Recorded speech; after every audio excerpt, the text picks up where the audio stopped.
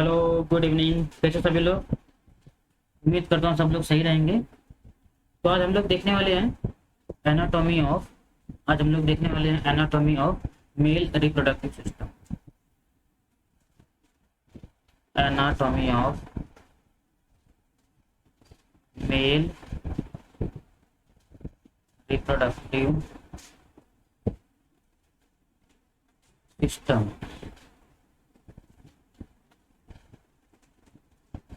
Clear? चलो, mail reproductive system देखते हैं हम लोग। तो हम लोगों ने ऑलरेडी पहले प्रीवियस जो हमारा चैप्टर था उसमें हम लोगों ने ऑलरेडी वीडियो में डिस्कस कर लिया है। जो फीमेल्स का एक्सटर्नल और इंटरनल था, दोनों को हम लोगों ने डिस्कस कर लिया है। आज हम लोग मेल का, इसको हम लोग एक्सटर्नल इंटरनल में ऐसा बता सकते हैं, लेकिन ऐसा कुछ ज़्यादा मेल का एक्सटर्नल इंटरनल होता नहीं है। क्लियर? एक्सटर्नल में आपको क्या, एक आपका टेस्टिस हो जाएगा और पेनिस हो जाएगा। Testis, penis, scrotum. Testis, penis, scrotum, यही चीज आएगा आपका एक्सटर्नल हो जाएगा, और बाकी सब चीजें क्या हो जाएगी, इंटरनल हो जाती है। बाकी सभी क्या होता है, इंटरनल। तो इसलिए एक्सटर्नल इंटरनल को हम लोग उसको डिफ्रेंशिएट नहीं करते हैं, एक ही में पूरे क्या करेंगे, पूरे को देख लेते हैं। क्लियर? तो चलो पहले एक काम करते हैं, फटाफट डायग्राम बना लेते हैं। डायग्राम बना लूंगा तो आपको थोड़ा अच्छा रहेगा। चलो डायग्राम, इसका मैं एक कम कर देता हूँ। एचपी में जितना अच्छा आप डायग्राम बनाएंगे, जितना डायग्राम आपको याद रहेगा, ये समझ लो उतना ज़्यादा आपको मार्क्स मिलेगा। उतना ज़्यादा आपको मार्क्स मिलेगा। अगर आपको डायग्राम नहीं आता है तो ये समझ लो कि डायग्राम अगर उतना नहीं अच्छा नहीं आता तो भी चलेगा, लेकिन आपको इतना श्योरिटी होना चाहिए कि जो भी चीज़ आप बना रहे हो उसको पता रहे मतलब उसका एनाटॉमी आपको पता रहे। डायग्राम थोड़ा ऊपर नीचे रहेगा तो भी चलता है, डायग्राम थोड़ा ऊपर नीचे रहेगा तो भी चलता है, बट मेक श्योर कर लेना कि आपको उसकी एनाटॉमी आनी चाहिए।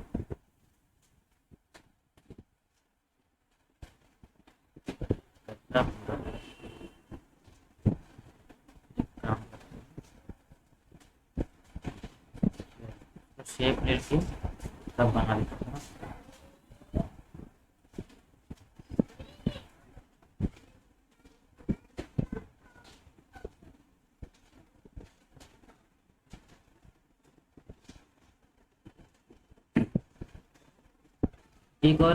एक और लेयर बना लेते हैं, क्योंकि दो रहता है।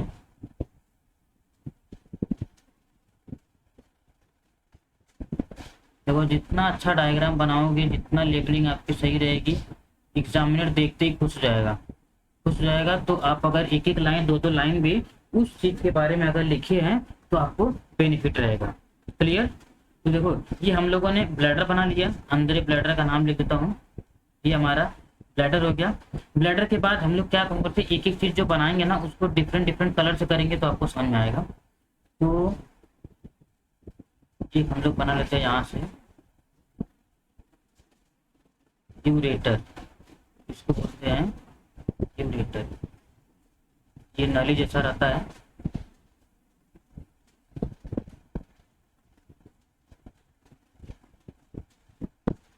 क्लियर?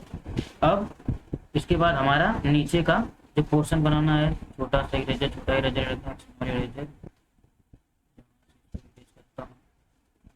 क्लियर? इसको भी यहाँ से इरेज करता हूँ क्योंकि एंट्री चाहिए ना।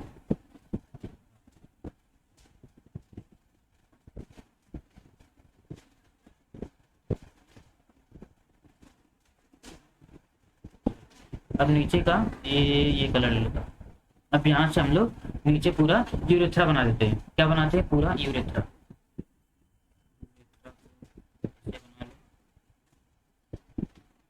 Urethra and penis, urethra and penis.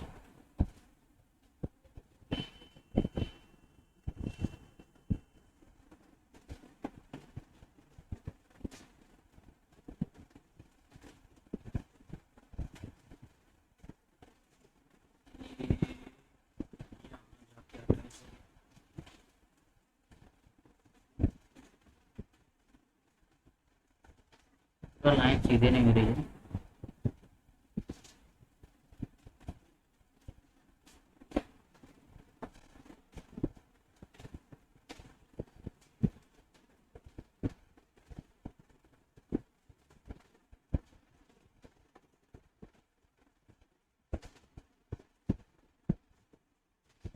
ये हो गया यूरेथ्रा का, ये यूरेथ्रा आ गया।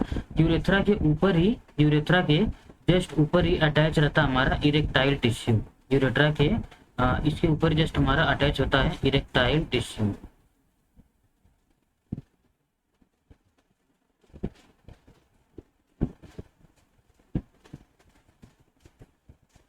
क्लियर।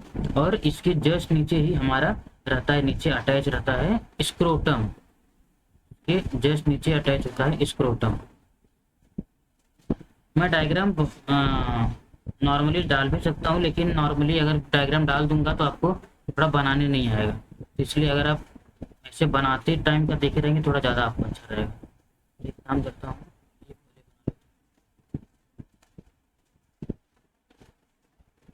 ये हमारा हो गया यहाँ से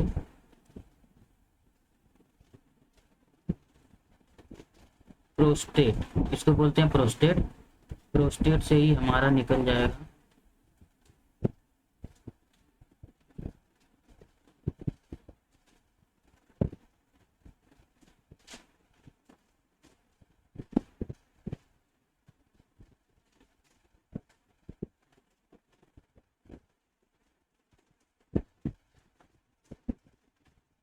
क्लियर। एक और इसमें बना देते हैं,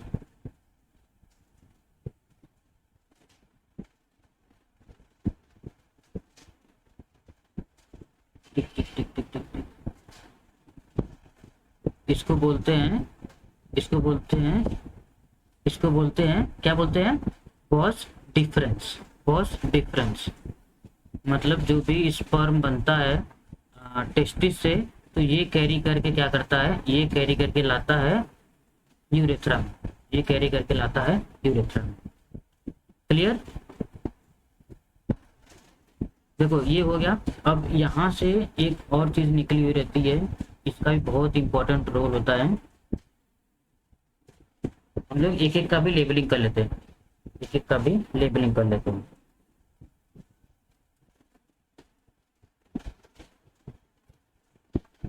देखो ये ब्लैडर हो गया, ये ब्लैडर हो गया।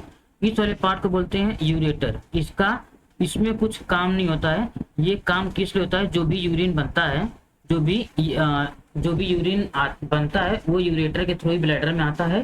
ब्लैडर में आने के बाद फिर यूरेथ्रा के थ्रू बाहर निकलता है, यूरेथ्रा के थ्रू बाहर निकलता है। क्लियर।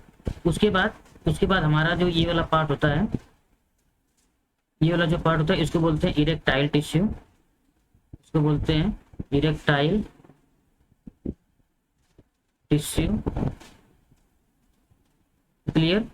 और देखो जो बाहर जिस कवर में रहता है, जिस कवर में हमारा टेस्टिस रहता है, उसको बोलते हैं स्क्रोटम। उसको क्या बोलते हैं, स्क्रोटम।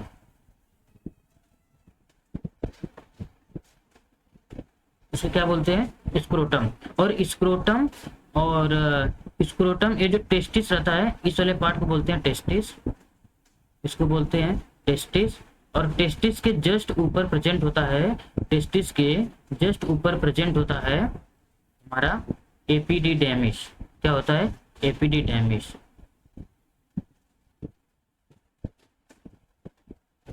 इसको बोलते हैं एपिडिडेमिस, एपिडिडेमिस।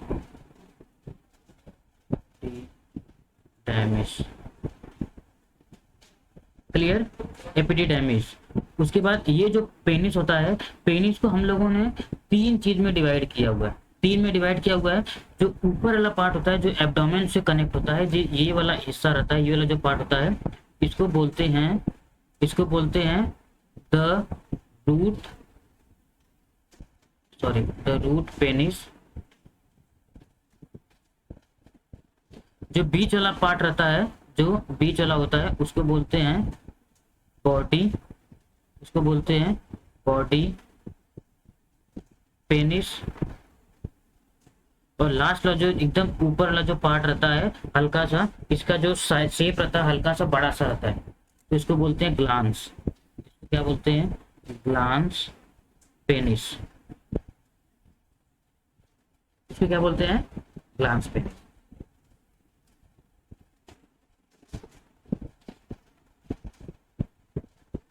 क्लियर। ये तीनों चीज हो गई। अब ये टेस्टिस हो गया। अब ये वाला जो पार्ट होता है जो हमारा किससे बनता है, यहाँ जो स्पर्म बनता है, स्पर्म रेडियो टेस्टिस के थ्रू कहाँ जाएगा, हमारे एपिडिडेमिस में, फिर एपिडिडेमिस से कहाँ जाएगा, ये चला जाएगा हमारे यूरिथ्रा में, इसमें सॉरी बॉस डिफरेंस में, इसमें चला जाता है boss difference, boss difference. Clear, इतना इतना यही चीजें है। और ये हमारा दो चीजें बच गई है, ये हमारा हो गया prostate gland, prostate gland, and last जो हमारा है सेमिनल वेसिकल्स, सेमिनल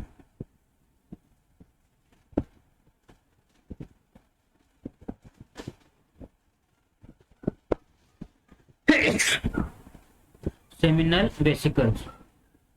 क्लियर। और एक और ग्लैंड होता है, एक और ग्लैंड होता है जिस जो एकदम यूरेथ्रा के जस्ट इधर ही है, सॉरी इसके जस्ट नीचे ही प्रेजेंट होता है, उसको बोलते हैं बल्बो यूरेथ्रल, बल्बो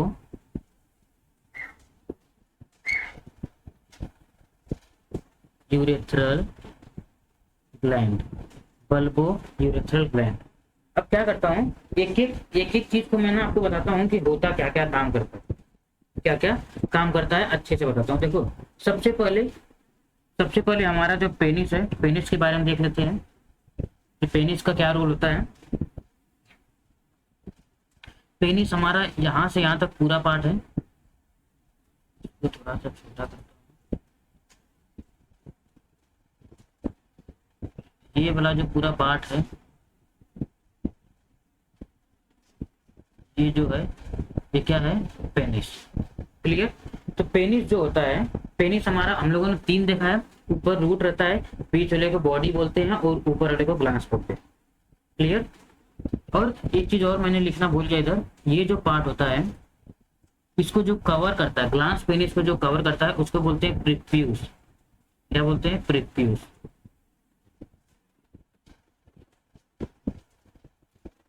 उसको क्या बोलते हैं, प्रीप्यूस। ये जो प्रीप्यूस होता है, ये प्रीप्यूस ही रिस्पॉन्सिबल होता है जो भी सेक्सुअल अट्रैक्शन होता है, जो भी चीज होती है उससे, उसके लिए। क्लियर।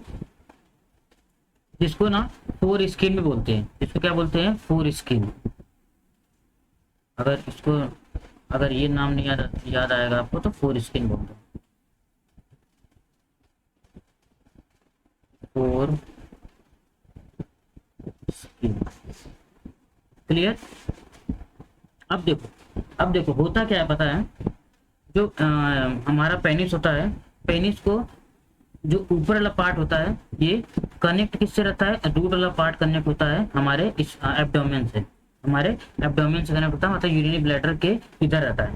क्लियर। यूरिनरी ब्लैडर के इधर रहता है, जो बीच वाला पार्ट रहता है ये सबसे बड़ा पार्ट होता है, सबसे बड़ा पार्ट होता है, ये स्पॉन्जी टाइप में होता है और इसके अंदर ना तीन ऐसे रहते हैं, ये दोनों में क्या होता है, ब्लड वेसल्स रहते हैं, इसमें पूरा ब्लड रहता है और इसमें से ही हमारा पास होता है यूरिन और स्पर्म, यूरिन और स्पर्म, यूरिन और स्पर्म इसी से पास होते हैं।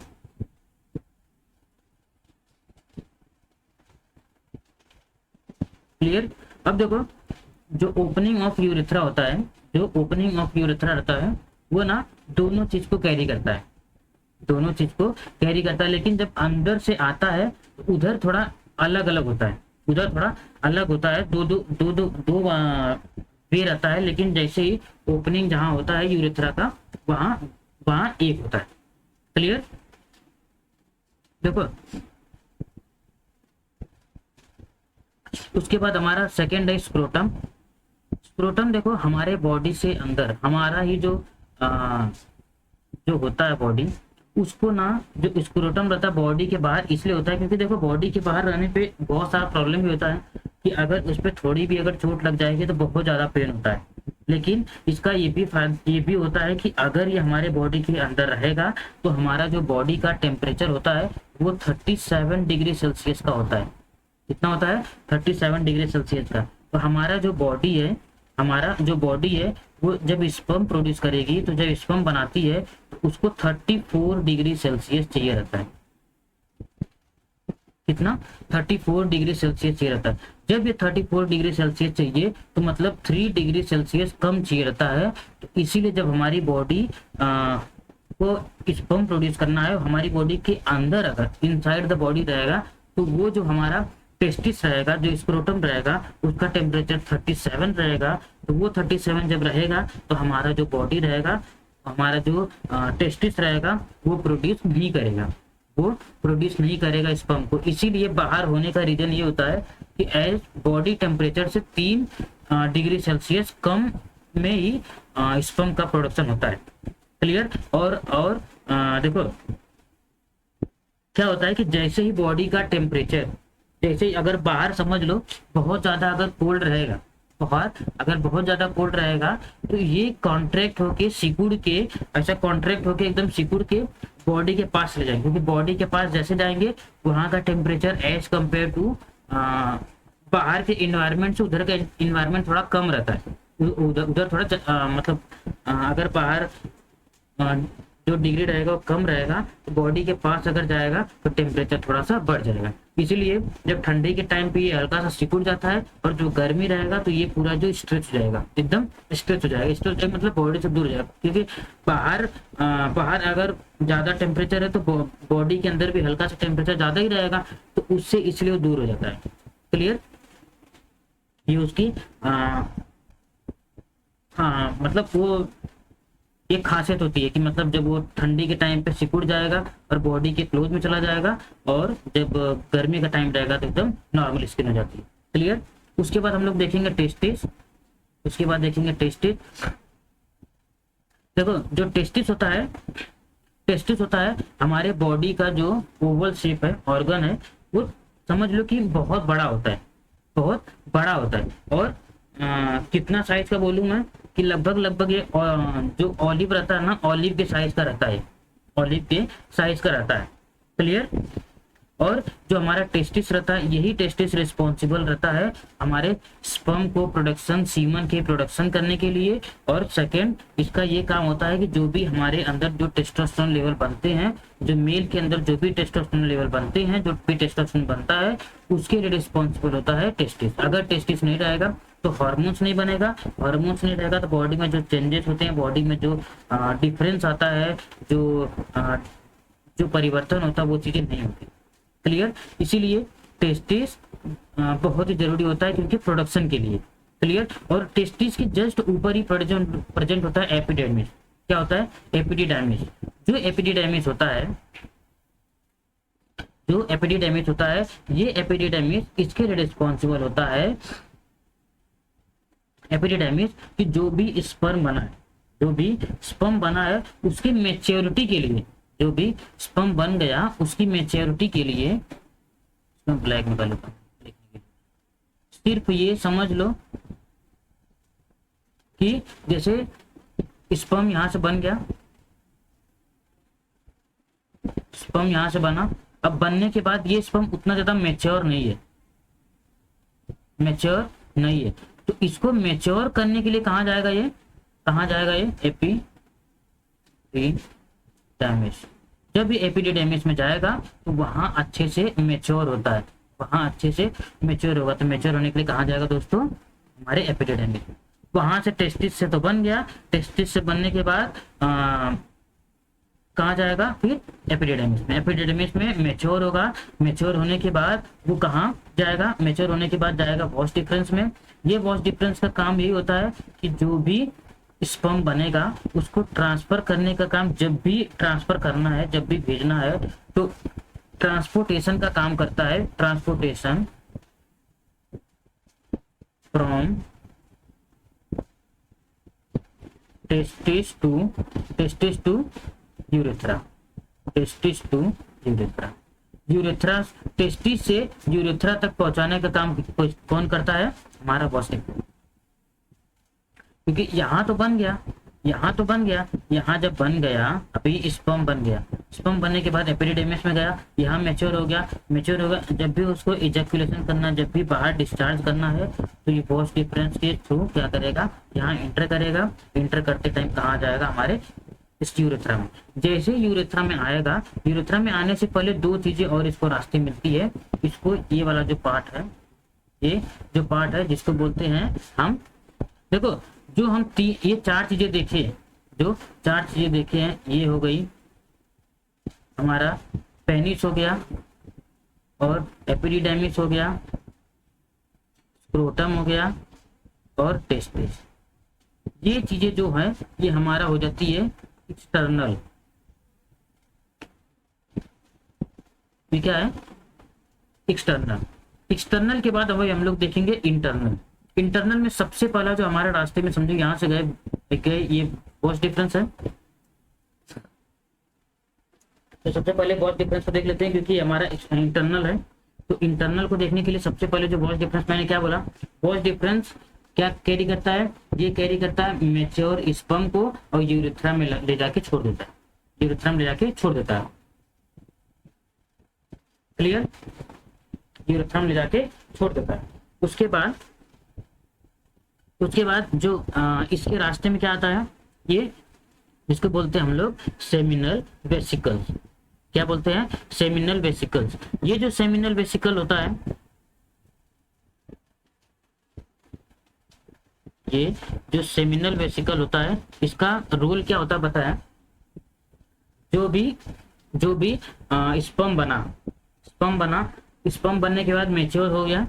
अब उसको क्या करना है कि उसको ना शुगर मॉलिक्यूल या फ्रक्टोज, जिससे उसको एनर्जी मिल सके, क्योंकि उसको अभी जब वहां इजेक्युलेशन हो जाएगा, इजेक्युलेशन होने के बाद उसको बहुत लंबा रास्ता ट्रेवल करना पड़ता है। अगर उसको लंबा रास्ता ट्रेवल करना है तो जाहिर सी बात है उसको एनर्जी चाहिए, और वो एनर्जी देगा कौन, उसको एनर्जी देगा कौन, फ्रक्टोज। फ्रक्टोज मतलब जो हमारा शुगर लेवल है, जो हमारा शुगर है, शुगर का एक जो रिच जो रहता है ना, उसको बोलते हैं फ्रक्टोज। वही क्या करता है, एनर्जी देता है, वही क्या करता है, एनर्जी देता है।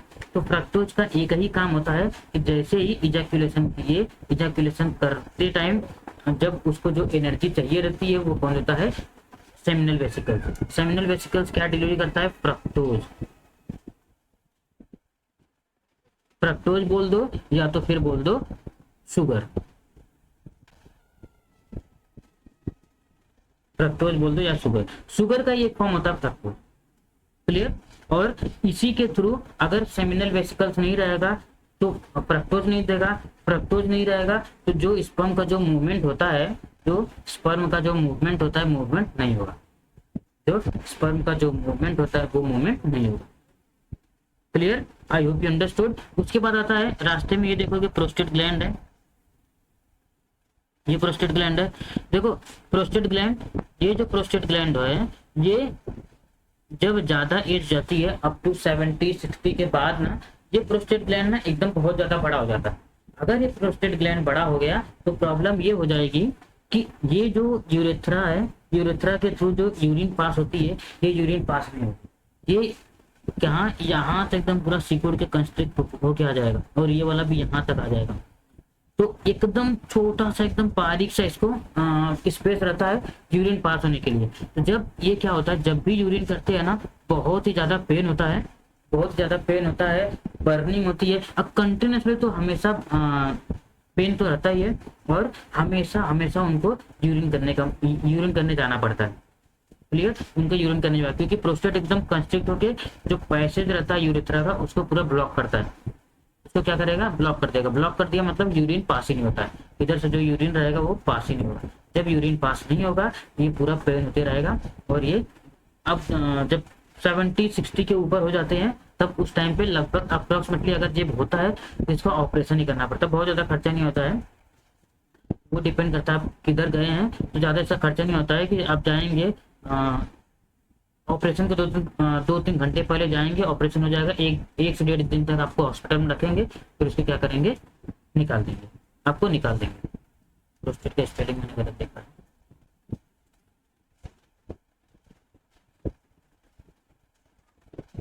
प्रोस्टेट ग्लैंड, ये जो प्रोस्टेट ग्लैंड होता है, प्रोस्टेट ग्लैंड इसलिए होता है कि जो जो फ्लूइड चाहिए रहती है, जो स्पर्म के अंदर जो जो सीमन होता है, क्योंकि स्पर्म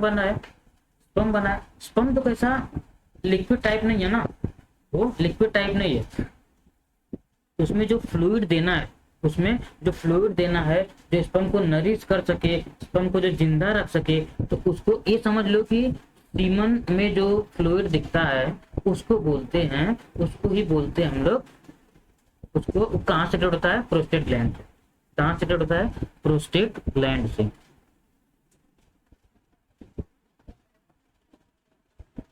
ये क्या हो गया, फ्लूइड। जो फ्लूइड होती है वो क्या करता है कि स्पर्म को क्या करता है, नरिश करता है, स्पर्म को नरिश करता है।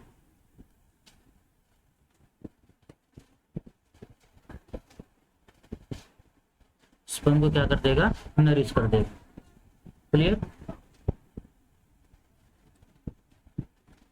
और जो उसका वॉल्यूम बढ़ाने का काम होता है वो भी क्या करेगा, ये प्रोस्टेट ग्लैंड करता है। क्योंकि ये समझ लो, अगर कोई भी चीज ऐसे है जो लिक्विड पार्ट जो इसमें जो प्रेजेंट होता है वो लिक्विड पार्ट इसी का प्रेजेंट होता है, और जो सेमिनल वेसिकल्स रहता है, सेमिनल वेसिकल्स का काम होता है उसको एनर्जी देने का, उसको जो ग्लूकोज है जो देना है वो कौन देता है, सेमिनल वेसिकल। क्लियर। एनर्जी ये सब जो देता है कौन देता है, सेमिनल वेसिकल्स। उसके बाद हमारा आता है बल्बो यूरेथ्रल ग्लैंड। ये जो बल्बो यूरेथ्रल ग्लैंड है, इसका काम सिर्फ क्या होता पता है, इसका ज्यादा कुछ काम होता नहीं है। इसका काम ये होता है कि जो भी मतलब ये यूरेथ्रा है, इसके अभी इधर से क्या आने वाला है, सीमन। इधर से क्या आने वाला है, सीमन, स्पर्म। अगर इसके रास्ते में जो हमारा यूरिन होता है वो कैसा होता है, एसिडिक। अगर वो एसिडिक नेचर में है तो अगर इसके अंदर सीमन आता है तो जाहिर सी बात है कि ये क्या हो जाएगा, डेड हो जाएगा, क्योंकि क्या इसका एसिडिक नेचर है। तो इसके लिए ये जो रास्ता है, ये जो रास्ते को पूरा क्लीन करने का काम करता कौन हमारा, बल्बो यूरेथ्रल ग्लैंड। ये तो प्रोस्टेट है ना, बल्बो यूरेथ्रल, मैं क्या लिखा रहा हूँ, हाँ ये बल्बो यूरेथ्रल ग्लैंड है, बल्बो यूरेथ्रल ग्लैंड।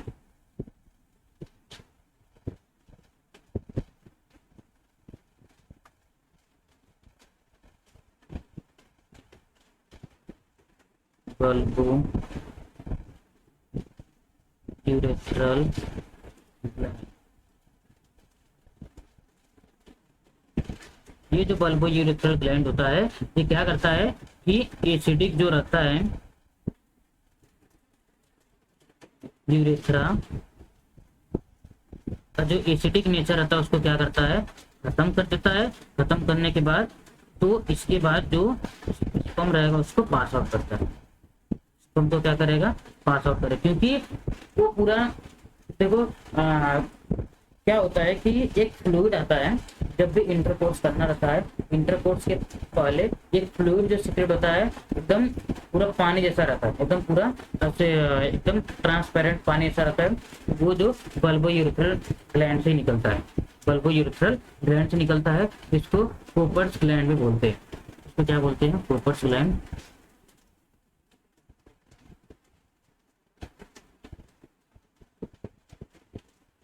COWPER,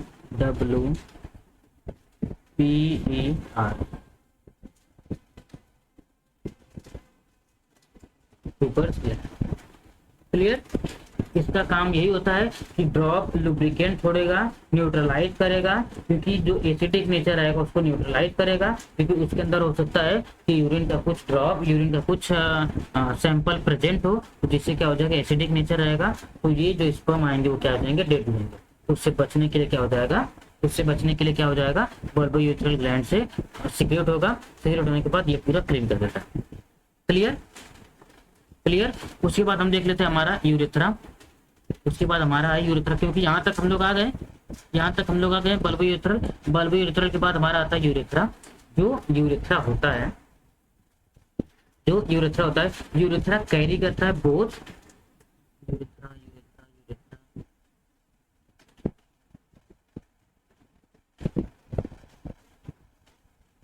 चलो ये हो गया यूरेथ्रा। ये जो यूरिथ्रा होता है ये क्या कैरी करता है, कैरी करता है बोथ स्पर्म एंड सीमन। लेकिन लेकिन जो फीमेल का था, फीमेल के अंदर वजाइना जो रहता है वो सीमन को रिसीव करता है, और जो यूरेथ्रा रहता है वो किसको रिसीव करता है, वो जो यूरेथ्रा रहता है वो क्या करता है, यूरिन को सीक्रेट करता है। क्लियर।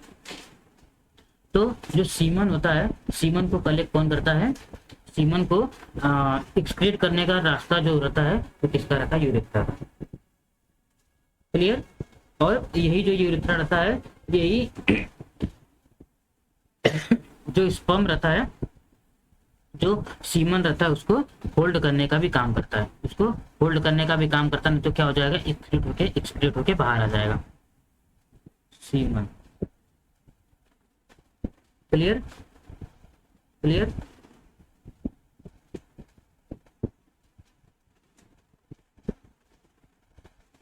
एक बार फिर से हम लोग रिवाइज कर लेते हैं।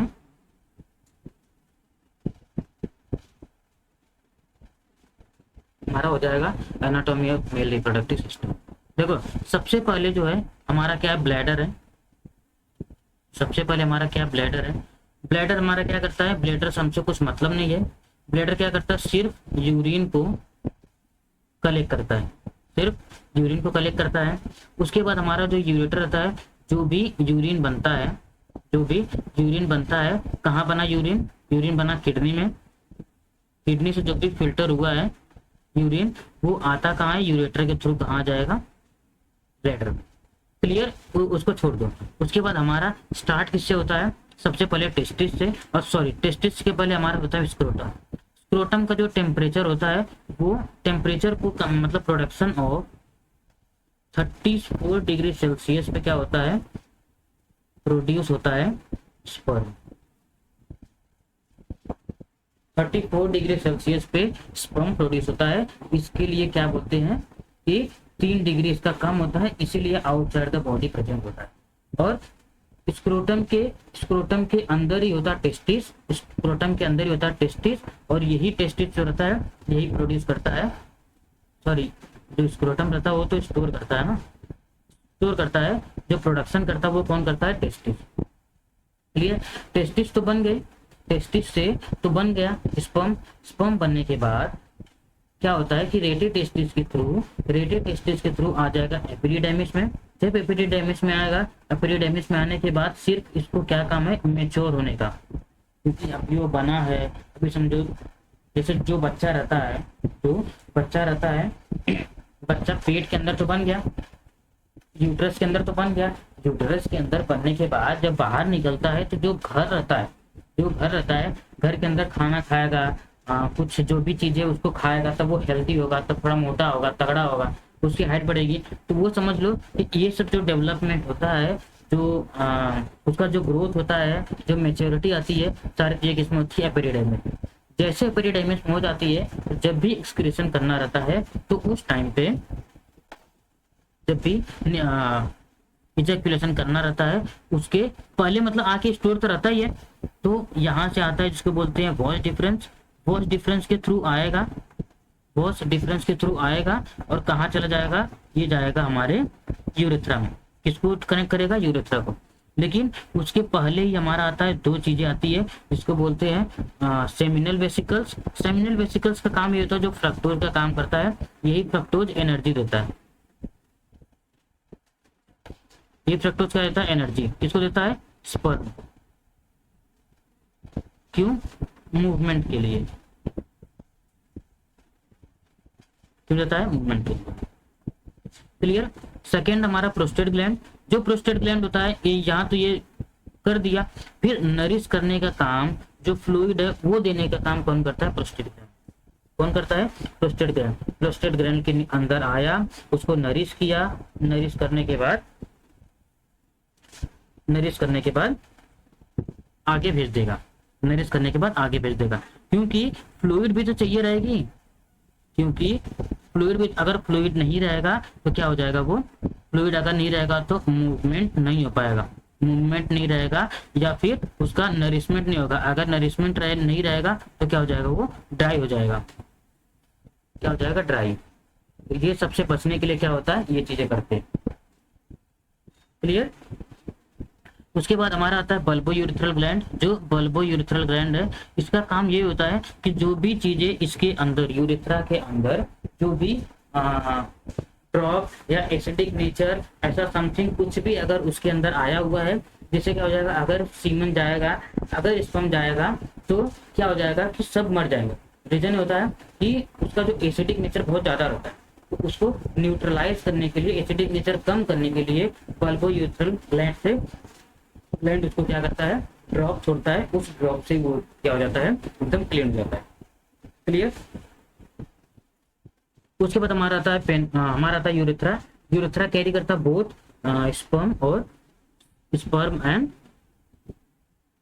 Sperm and you. सही। देखो, अच्छा अगर मैं पेनिस की बात करूं, पेनिस का जो ऊपर वाला पार्ट होता है इसको बोलते हैं रूट पेनिस, जो कनेक्ट होता है एब्डोमेन से या यूरिनरी ब्लैडर से। उसके जो बाकी जो पार्ट होता है, ये सब जो पूरा हिस्सा रहता है इसको बोलते हैं बॉडी।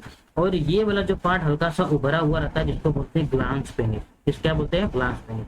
यही जो ग्लांस पेनिस रहता है, इसके ऊपर कवरिंग होती है, इसके ऊपर कवरिंग होती है। ये कवरिंग क्या करता है, प्रोटेक्ट करता है। ये क्या करता है, प्रोटेक्ट करता है, क्योंकि जो ग्लांस पेनिस रहता है बहुत ज्यादा सेंसिटिव होता है, बहुत ही ज्यादा सेंसिटिव होता है। अगर ये सेंसिटिव है तो मतलब अगर कोई भी इंफेक्शन आएगा इसको क्या हो जाएगा, प्रॉब्लम करेगा। तो इसके लिए, इससे बचने के लिए क्या हो जाएगा, ये बचाता है। इससे क्या करता है, बचाता है। क्लियर। इस चीजों से बचाता है। और एक बात और देखो, जैसे जैसे एज बढ़ती है, जैसे जैसे एज क्या हो जाएगी, बढ़ती जाएगी बढ़ती जाएगी बढ़ती जाएगी, तो क्या हो जाएगा, ये ग्लांस जो फोर स्किन है ना, ग्लांस स्किन से थोड़ा सा ना दूर हटने लगता है। पहले क्या होता है कि ये समझो ये है, ये पेनिस है, पेनिस के ऊपर पूरा ऐसे जाके कवर किया हुआ है, ऐसे जाके कवर किया हुआ है क्या, फोर स्किन। लेकिन जैसे जैसे एज आएगा, जैसे जैसे एज आता है, एज आने के बाद ये क्या हो जाएगा, इससे थोड़ा सा दूर हट जाएगा। इससे क्या हो जाएगा, हल्का सा दूर हट जाएगा। पहले यहाँ तक आएगा, इससे कवर करेगा, फिर उसके बाद यहाँ से ऐसा कवर करेगा, फिर धीरे धीरे इसका जो कवरिंग रहता है हल्का हल्का कम होने लगता है, हल्का हल्का कम होने लगता है। एज के हिसाब से होता है। क्लियर। उसके बाद जो टेस्टिस होता है वो 3 डिग्री सेल्सियस के बाहर रहता है। 3 डिग्री सेल्सियस कम होता है क्योंकि उसको प्रोडक्शन करना रहता है स्पर्म को। ये चीजें हो गई। Clear. I hope you understood. ये कंप्लीट डिटेल्स था हमारा anatomy of male reproductive system का। चलो, thank you and see you in the next class.